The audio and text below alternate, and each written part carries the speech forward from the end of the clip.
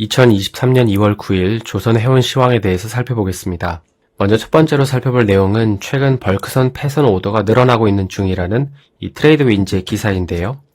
아무래도 중국의 코로나 완화 정책 이후 이 철광석 가격이 상승하면서 고철 스크랩 가격 또한 상승하고 있기 때문입니다. 아직까지 단언할 수는 없지만 이 현재 벌크선 역시 이 탱커처럼 오더북이 낮은 상태이죠. 그래서 추후 공급 부족 현상이 나타날 거라는 예상도 많은데 그렇게 되면 이 경기가 회복되는 시점부터는 이 선박 부족 현상에 따른 이 운임 상승을 기대해 볼 수 있는 것이죠. 그래서 이 차트를 보면 이제 폐선 단가가 이제 다시금 반등하는 걸 볼 수 있죠. 그래서 이제 이 말을 좀 더 생각해 보면 이 중고 벌크선의 가격이 더는 하락하기 어려워 보인다는 거고 이제 관련된 지표들의 바닥도 이제 거의 다 나왔다고 보는 게 맞습니다.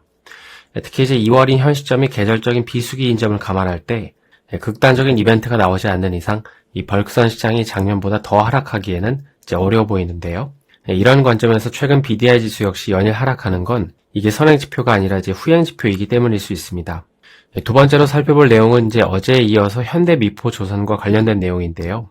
현대미포조선 같은 경우 이제 어제 430억 정도의 매도 물량이 나왔는데 이제 그 이유는 아무래도 일회성 비용을 제외해도 이 적자 규모가 꽤나 컸기 때문입니다.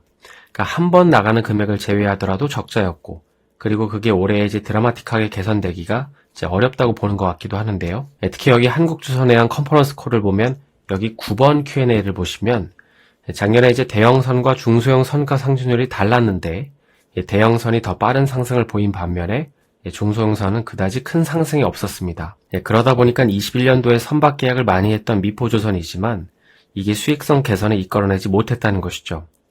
즉 21년 당시 수주는 많이 했지만 금액적으로 보면 아쉬운 금액대의 계약이 많았고 그게 이제 수익성 개선에 큰 도움이 못 됐다는 것입니다. 그래서 이제 올해 상반기 역시 이러한 물량이 아직도 많이 남아 있어서 기대치를 낮춰야 된다는 게 최근 이제 매도 금액이 큰 이유라고 보시면 됩니다. 또한 여기 이제 13번 Q&A를 보시면 현대미포조선의 경우 최근 그 단일 선종 반복 건조 효과가 크지 않다고 했는데요. 이거는 이제 일전에 그 빵 예를 한번 든 적이 있는데 아무래도 이제 여러 종류의 빵을 만드는 것보다 이 단일 종류의 빵을 반복해서 만드는 게 더 빠르고 효율적이잖아요.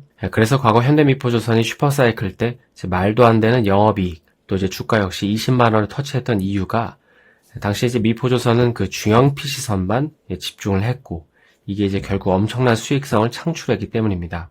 특히 이제 현대미포조선 같은 경우 한진중공업, 이 대선조선 같은 이 중형 선박의 강점을 가진 이 라이벌 기업들이 대부분 파산하면서 이 경쟁사가 없어졌기 때문에 이제 수주 역시 거의 몰아서 한 것도 이제 큰 이유이죠. 그렇지만 이제 지난 4분기에는 이런 동일 선종 반복 건조 효과가 없었고 오히려 여기 이제 Q&A 14번에 보시면 이 충당금 설정만 마이너스 118억 원이 되어 있다고 나와 있습니다. 여기서 이제 공사 손실 충당금이라는 건 이 조선업에 투자하신 분들이라면 잘 아시겠지만 간단하게 말해서 이 미래에 발생할 것으로 예상되는 손실을 미리 잡아 놓은 것을 가리킵니다. 물론 이제 어떤 분들은 아니 이제 그때 가서 발생한 손실을 이제 그때 반영하면 되는데 왜 미리 반영하냐고 하실 수도 있는데 그 이유는 이 기업에서 봤을 때 어차피 이건 적자 수주라서 내년에 아무리 긍정적으로 예상을 하더라도 원가가 크게 개선될 여지가 없다고 판단했기 때문입니다. 그래서 이제 그냥 한 번에 다 손실 처리로 이제 때려버리는 것이죠. 물론 이제 예상보다 너무 많이 처리해서 오히려 환입되는 경우도 종종 있는데요.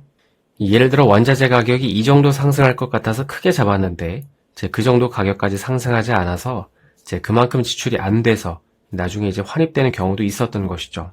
따라서 이제 여기까지 정리해보면 이 현대미포조선 같은 경우 올해 상반기까지는 21년도에 수주한 안 좋은 가격대의 물량들이 있고 그래서 이제 이것들이 빠지는 시기가 내년 하반기부터이기 때문에 그 전에 먼저 주가가 반응을 할 수도 있겠죠. 그리고 최근 PC선, 특히 이제 MR 탱커나 이 LR2 탱커에 대한 전망이 굉장히 좋기 때문에 상황에 따라서는 발주 기대감도 충분히 가져볼 수 있을 듯 합니다. 그래서 오늘은 벌크선 폐선과 또 현대미포조선 이 컨퍼런스 콜을 간단히 살펴봤는데요. 그러면 저는 내일 다시 인사드리겠습니다. 오늘 영상이 도움이 되셨다면 좋아요와 구독 부탁드립니다.